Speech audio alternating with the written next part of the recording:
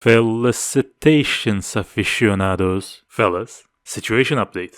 I am grounded. Not by my parents, but by our ISP. Why? Is it the amount of hentai games I borrowed?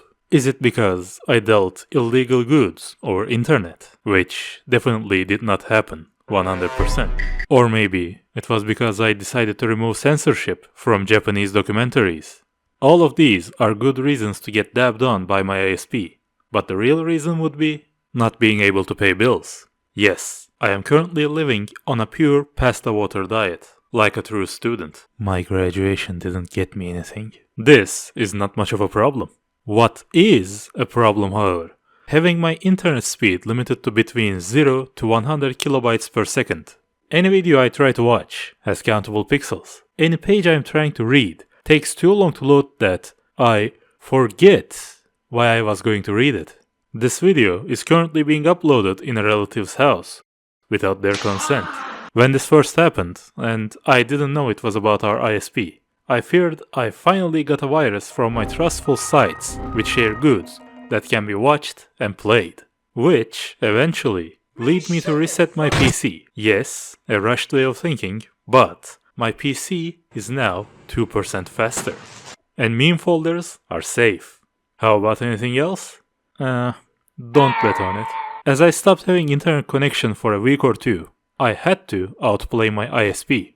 Did I hack them or threaten them with furry hentai? No, I simply used my limited mobile data to re-download and play Age of Mythology, which is the topic of today's video. Normally, I would be sad about events like this, but this happening quite literally gifted me the first part of the script. So, it is a win.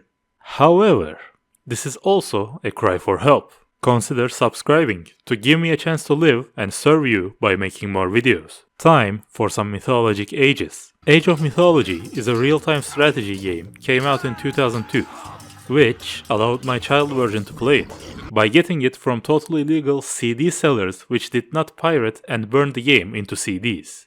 When I played it, I was in love. It was one of the most interesting titles I've ever played, which would lead me to play the campaign over and over again throughout the years, including a week ago. Or by the time this video is ready to upload, 3 weeks ago. Compared to other RTS games, Mythology part was the thing that pulled me in. I will be honest, I never finished Age of Empires 1 and 2 campaigns, because they weren't interesting to me. But when you give me the chance to add a Colossus and a Hydra to my army, good sir, that is all you had to say. Unlike Age of Empires, every unit and building's look and ways to play are different in each race. Base game has 3 races: Greek, Egyptian and Norse. I will go through them all little by little. Greeks. Most of you already know about the Greek mythology. You can have Cyclopes, Hydras, Colossi and Chimeras. They are categorized as myth units. In this game, there are several types of units, namely villagers, infantry, archers, cavalry, siege, hero, and myth. There's a simple rock paper scissors gameplay in there.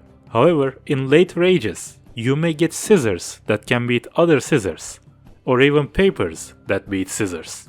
Your human units most likely will be used in social services, but your damage won't be enough without them, because you cannot simply shit out myth units whenever. They require favor from your god. With Greeks, you gain favor by making your villagers pray at the temple to their main god. Each race has 3 main gods. In this example, they are praying to their rapist protag god, Zeus. Whenever I play Greeks, I like making a Hydra stack and then attack. Hydras, as they kill units and destroy buildings, grow more heads, which boosts their already good DPS. During the writing of this script, I had an idea, and I regret my decision of checking it. While playing this game, being illiterate can cost you many knowledge checks. For example, you have a Colossus that is low on health, and you don't have any healing available. A Colossus can eat trees and gold mines to recover HP. Or these trolls from Norse mythology. They throw rocks, and probably browse Reddit all day. If you read their description, you will also see that they have lifesteal. How, you may ask? Obviously, stones they throw are augmented with nanomachines. which, during impact, fly back to the thrower and fix what has been damaged. Truly, ancient ages were the most advanced technologically. Also, every single unit, building, animal, god, and upgrade has their history written inside them, which is quite interesting to read time to time. Before I get to Egyptians, I also need to mention each Greek god in the last age gets a special unit. Hades invents crossbows, which outrange everything in the game and deal bonus damage to buildings. Just so you know, archers are not supposed to deal damage to buildings with them having 96% pierce armor. Or Poseidon gives you Hetaiori, cavalry that deal bonus damage to buildings, ideal for hit and runs on buildings. But my favorite one is Zeus, which unlocks Myrmidons. What do they use? The power of racism. They deal extra damage to every race other than Greeks. Very based. Okay, next off, we have Egyptians, main furries of the game. Any myth unit and god they get has an 80% chance to resemble or straight up be an animal. Their soldiers start straight up with countering, instead of being generally good. Counters in the game work with bonus damages, which can be seen by clicking on the icon of the unit. That bonus damage amount is quite visible. During your time with Egyptians, you will realize that unlike Greeks, you're not proud. You're not even allowed to wear clothes. You are simply poor. You even have to buy farms from other countries. Otherwise, why would building a farm cost only gold, compared to every other race in the game? But, to your luck, gods acknowledge the poor, while other races require to have resources to build a house. Egyptians simply build a house, resource deposits, blacksmith, and market by only using mud and shit. Meaning that, from the start of the game, you can queue up maximum number of houses with one villager, and have him give you full house supply amount over time. Also, blacksmiths and markets are the required buildings for advancing ages. If you add Isis as your main god, all of your improvements and upgrades become cheaper too. I don't know if this game is balanced or not for competitive play, because I don't play RTS games competitively. I kinda like having fun. But I must say, Egyptians certainly feel like they are cheating. They even can make Pharaoh himself bless any building to make it work faster. To get favor from and for your furry friends, unlike praying to them directly, you construct monuments that passively generate favor. When you build one, next one unlocks, and you have a total of 5. Alright, Isis monuments also block any god power usage around them. Let me tell you about god powers, another interesting thing this game offers. With every major and minor god, you get a god power. Major gods are the ones you pick as races. They also give passive bonuses, as I told Isis having a sale on improvements. Just to give off examples, Zeus infantry deal bonus damage to buildings, and can have more favor stocked. For Hades, archers are stronger, and every time a human unit dies, you have a chance to summon a Hades shade from your temple. Minor gods are gods that you choose while advancing ages. They unlock myth units and upgrades, and, as I told before, god powers. These god powers can be tame stuff, like rain that makes farms produce food faster, or healing well, which heals units around it. Or they can be a little less tame, like a meteor shower, or a tornado, maybe a huge earthquake. I love this game. Egyptians also have the most durable non-myth unit in the game, War Elephant. These bad boys rack up quite the HP. Their armor is quite high, and unless you have something to one-shot or a mass anti-cavalry army, you probably will lose against them. Even though this unit is 90% elephant, it totally counts as a human unit. This can be proven by bringing a Cyclops. A Cyclops can lift and throw any human unit for an insta-kill. If you bring a few Cyclopes against an elephant army, the fight will look like this.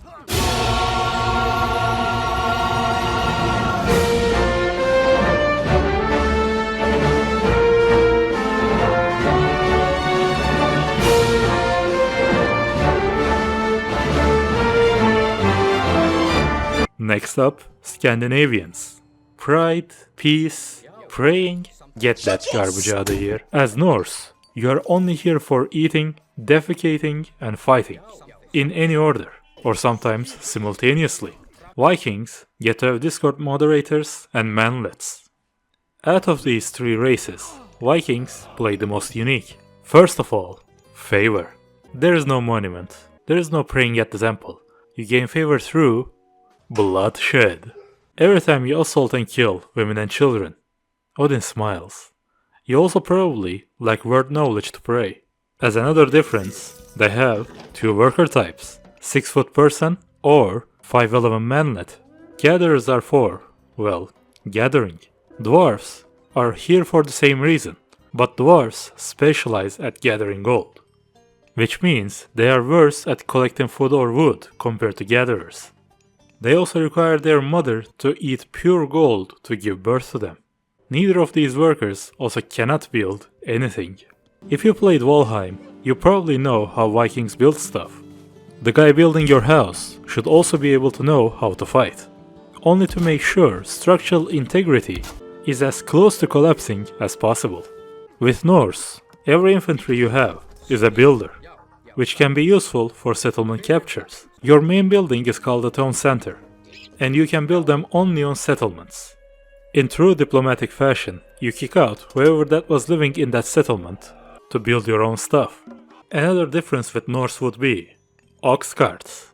Instead of building resource deposits, they produce a mobile ox cart that act as drop zones. Pros would be getting 3 of them is enough and they can change places whenever. Cons, if it gets killed, you'll be waiting for another to be produced and sent to the resource you are collecting. This is around as much as I can say about the main races. Main campaign is 32 missions long, with each mission being unique and good at introducing new stuff. Character voice acting is also pretty good, or at least I like it. We will offer you a chance to surrender. If you give up now, we'll grant you a quick death.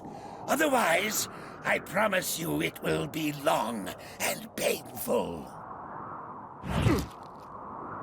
We surrender. Move a little closer. But one question got asked one day.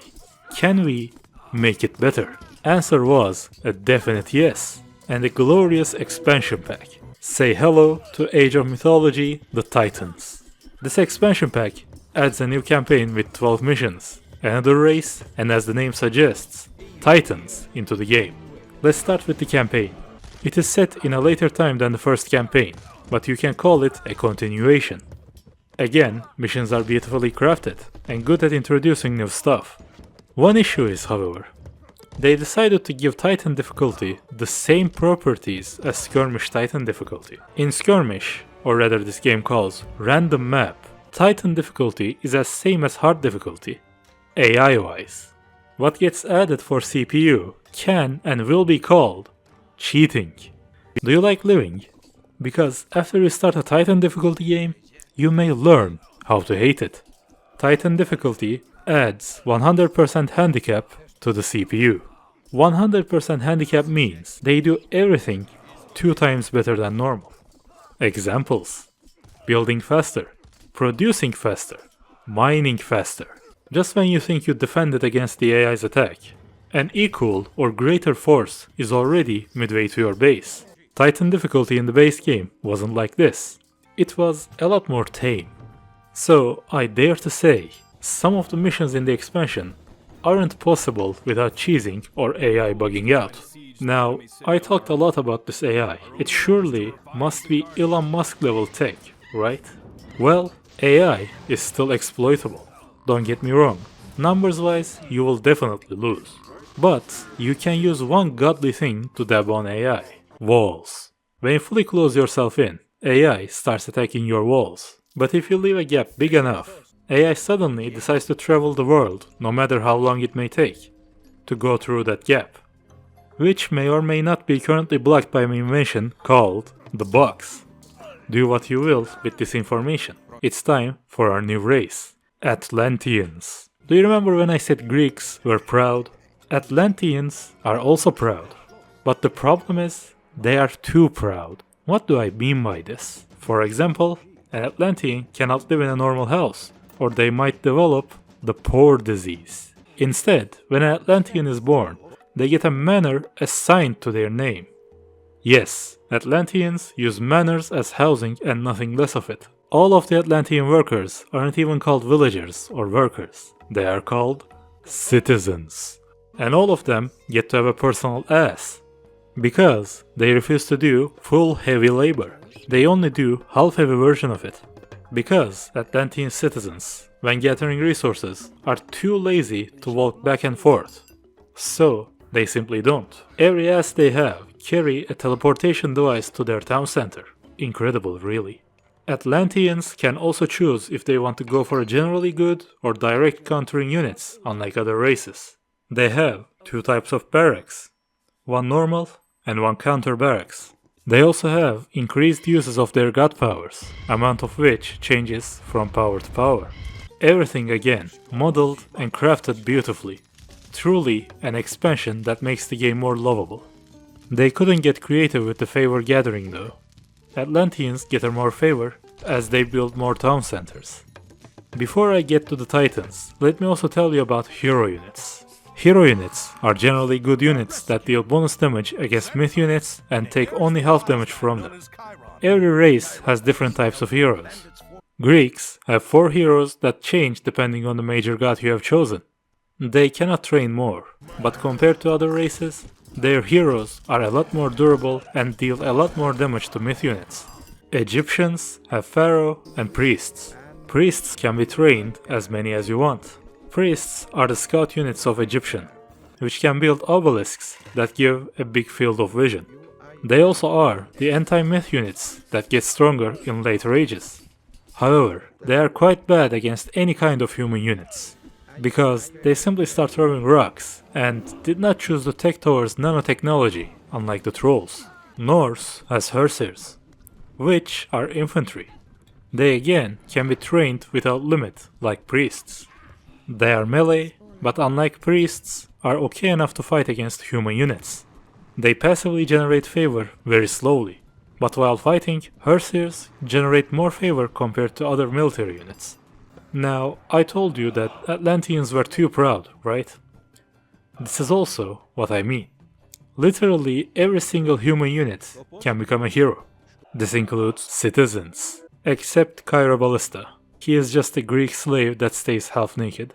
Did you know that a citizen hero has almost as many stats as a myth unit and a formidable attack, which lets them fight their way out even against human units? Titans. They are big, they hit hard, and they won't stop. Whenever they hit something, they hit everything near them. You can only get yourself a Titan after reaching Mythic Age, which is the last one, and researching Secret of the Titans, after which an icon will pop up that lets you place your Titan Gate. You need to send builders to your Titan Gate to build it.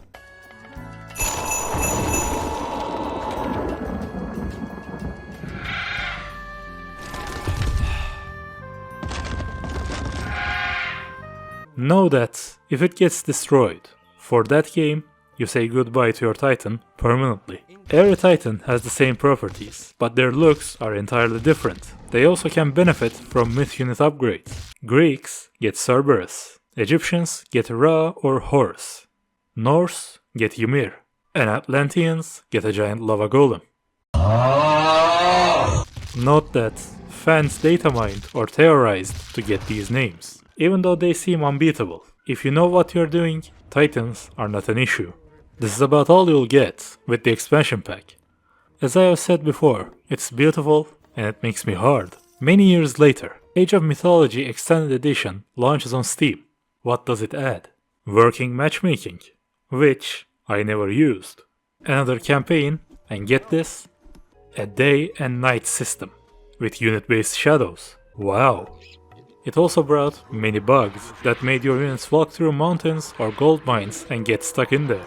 These are the only things you get from the extended edition. Campaign is very short, with only 4 missions long, but it is very well made, just like the base and expansion campaigns. I totally recommend it. And with that, this is all I can talk about the game. Get it, play it, have fun with... What? Really? That wasn't a fever dream? I'm sorry to announce that we are not done yet. because some freaks decided to add another expansion pack to the game, which is called Tale of the Dragon. Just like the expansion pack before, it introduces a campaign and a new race. That new race is China. From what internet people say, they are imbalanced, uninspired, and use slightly edited versions of units that are already in the game.